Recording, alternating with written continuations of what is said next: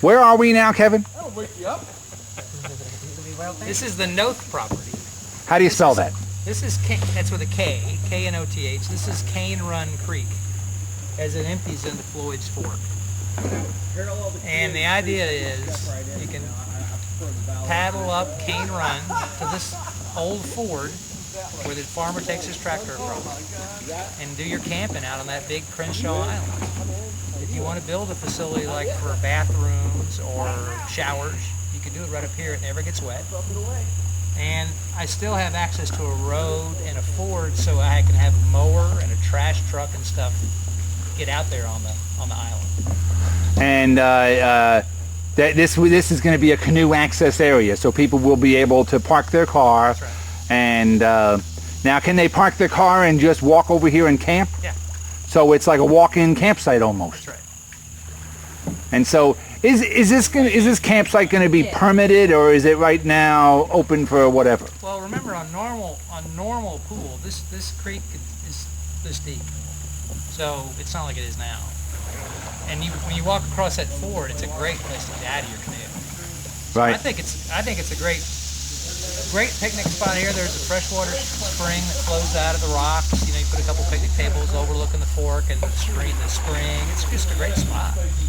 And you're easy access on a highway, on a road. There's a great place to camp. I think it's kind of a campground / canoe launch right here.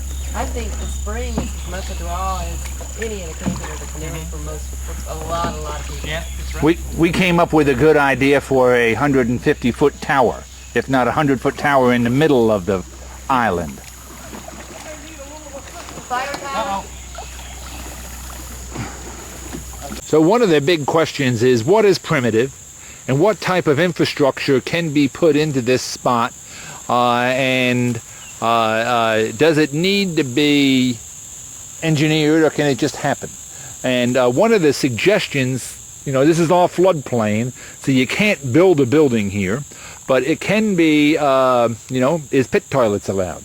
Or do you have everybody carry their waste out with them? They just have those systems, and this is just one of those educational opportunities that if you come camping here, we're going to say any camping along Floyd's Fork, you carry your own waste out.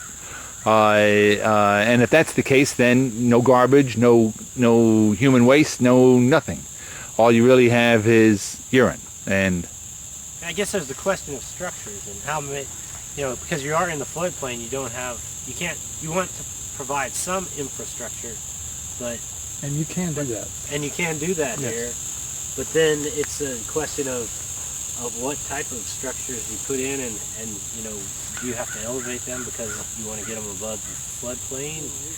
Could you put an elevated toilet or something that could be cleaned out with a septic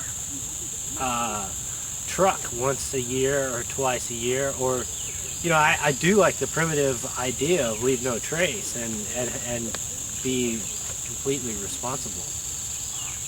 But I'm just worried that this irresponsibility will not come into or will come into play. And I guess the 100-year flood line is it 5 feet or is it 10 feet or is it 20 feet? If it's 5 feet, putting a structure with an elevated toilet that gets cleaned out, it's very possible. 20 feet, accessibility to it, elevator, ramp, very long ramp. ADA. They have ADA. It's another thing to consider. So there are obstacles, but and we have in the park now, we have structures that are in the floodplain, but they are picnic pavilions, things that when they flood, maybe the roof is showing, and you come back and you clean it up. So you can build in the floodplain. It's just, what does it do to the structure? And then the obvious human waste issues are a big problem. And so one could have a centralized pavilion right out over here that could be a cooking pavilion, and then you have your tents that could go around it in some way, shape, or form, and then plant trees. They could handle some other structures to make it more organized. And if it is elevated and it is kind of the mess hall or the lunch pavilion. Because this is large enough, you could have a little jamboree here. You could have 100 kids camping out here. Yes. But if you did have 100 kids, we are on a possible camping location It is at the Knowles property right by the Ford. And as you can see, it's a big, huge open field.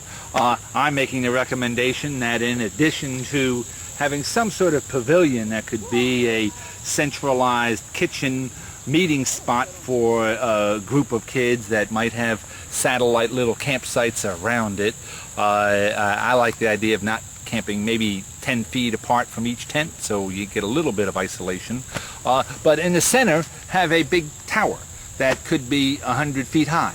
That would have a 30-foot by 30-foot platform on the top of it. We're by Crenshaw Island, and this is Steve Spencer surfing the wave right here. It's about 800 CFS. It's a perfect place, really. There's a pretty big pool right downstream of him. So as far as instruction goes, it can't get much better. Looks like there's two little surfing waves right there. And notice what he's doing, Candace, is he's leaning to the right or to the left.